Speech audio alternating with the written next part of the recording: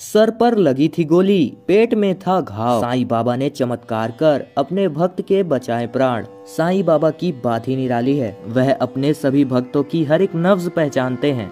साईं बाबा की बात ही निराली है, वह अपने भक्तों की हर एक नब्ज जानते हैं और अपने भक्त के पास आकर उनके संकटों को हल कर अंतर ध्यान हो जाते हैं। वे कब किस रूप में कहां पर आ जाए ये कोई भी नहीं बता सकता। तो क्या हुआ जब पीड़ित जख्मी भक्त को बचाने स्वयं आ गए शिरडी के साईंनाथ। यह जानने के लिए वीडियो को अंत तक जरूर देखें और उससे पहले यदि आपने चैनल को सब्सक्राइब नहीं किया है तो देर किस बात की, चैनल को सब्सक्राइब अवश्य करें और बेल आइकन को ऑल पे क्लिक जरूर करें। अशोक डीओडी का जाना माना एक वैज्ञानिक था जो अपने टीम के साथ मिलकर परमाणु हथियार के खिलाफ काम कर रहे थे।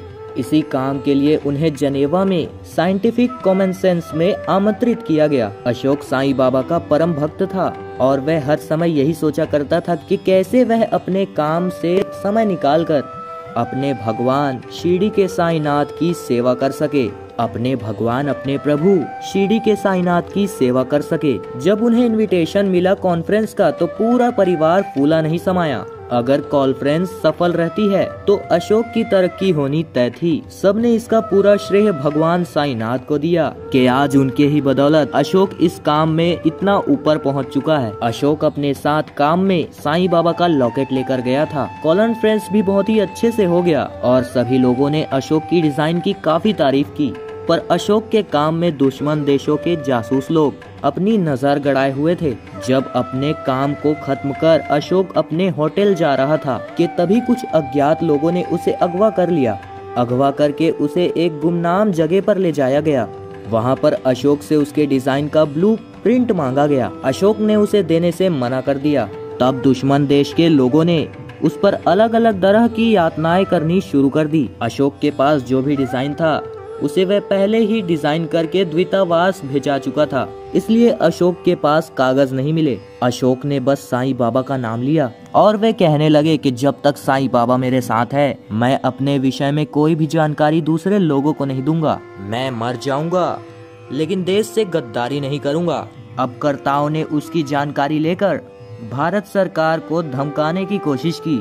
द्वितावास के द्वारा अशोक की जानकारी उसके घर पर पहुंचा दी गई। यह खबर सुनते ही सभी लोग रोने लगे और साईं बाबा के पास जाकर बोलने लगे, हे प्रभु आप हमारा उद्धार कीजिए। हे प्रभु साईंनाथ हमारे संकटों को दूर करो और अशोक का भला करो। अगली सुबह जब अशोक की आंख खुली तो उसने अपने आप को रोड पर पाया। वह समझ नहीं पा रहा था कि वह कब और कैसे बाहर आया। ऐसा लगने लगा कि भगवान के चमत्कार से वह खुद ब खुद बाहर आ गया है। उसने किसी प्रकार भारतीय दूतावास का पता लगाया और वहां से उसे भारत भेजने की तैयारी की गई। पर तभी अशोक को बहुत तेज दर्द हुआ और वह वहीं पर गिर गया। हॉस्पिटल जाकर उसे पता चला कि उसके सर के नाजुक हिस्से में एक गोली फंसी हुई है और पेट में अंदरूनी चोट है जहां से लगातार खून बह रहा है। जब भी अशोक के दिमाग पर जोर पड़ता तो उसके सर की नाजुक नस खींच जाती और उसकी आंखों से रोशनी चली जाती है। अशोक का इलाज विदेश में कराना उनके परिवार के लिए असंभव था। उनके परिवार के लिए संभव नहीं था,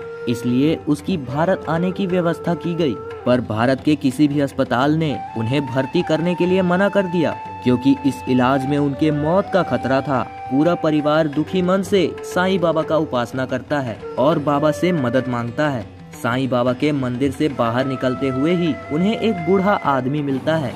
वह उनके पास जाकर बोलता है कि मैंने आप सभी लोगों की बातें सुनी है, मैं आप लोगों की मदद करना चाहता हूँ। मैं एयरफोर्स में सर्जन रह चुका हूँ और पिछली सर्जरी करना अच्छे तरीके से जानता हूँ। मैं उनका ऑपरेशन का इंतजाम कर दूंगा। पूरे परिवार को मानो एक भगवान मिल गया हो। बूढ़े आदमी ने अशोक का ऑपरेशन करना शुरू कर दिया और उनका पूरा परिवार साईं बाबा का उपासना करता रहा। आखिर में बूढ़ा व्यक्ति ऑपरेशन करके निकला और उसने उनके परिवार वालों को बताया कि अब अशोक बिल्कुल अच्छे तरीके से ठीक हो चुका है। पूरा परिवार खुशी से फूला नहीं समा रहा था। उन्होंने जब डॉक्टर से फीस पूछी तो उस बूढ़े आदमी ने जवाब दिया कि मुझे जो कमाना था वो मैं कमा चुका हूँ। अगर आप कुछ कराना चाहते हो तो साईं बाबा के नाम से मंदिर में खिचड़ी का भंडारा करा देना। अशोक को होश आया और वह पूरे परिवार से मिला।